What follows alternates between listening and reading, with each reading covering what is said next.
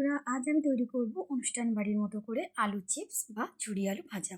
তো এর জন্য প্রথমেই নিয়ে নিলাম আলু, আর আলুগুলোকে আমি ছাড়িয়ে নিলাম। এবারে আলুগুলোকে খুব ভালো করে জল দিয়ে আমি ধুয়ে নেব। আলু আমাদের খুব ভালো করে ধোয়া হয়ে গেছে, তো এবারে আমি গ্রেটারের সাহায্যে আলুগুলোকে সব গ্রেট করে নেব।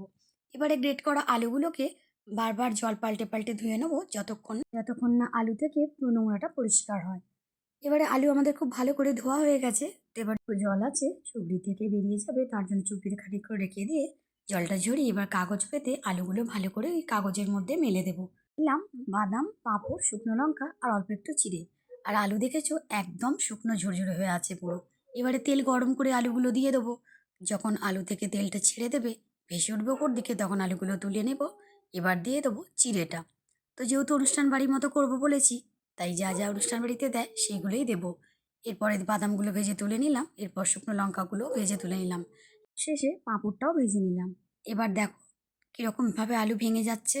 তো আমার কিন্তু সমস্ত ভাজা উপকরণ রেডি হয়ে গেছে।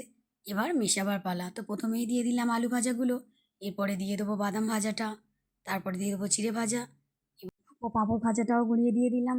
এবার শেষে চাট মশলা দিয়ে ভালো করে মিক্স করে নেবো।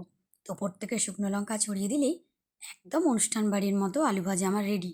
তো নিরামিষ দিনে আমরা কিন্তু প্রায় খেয়ে থাকি।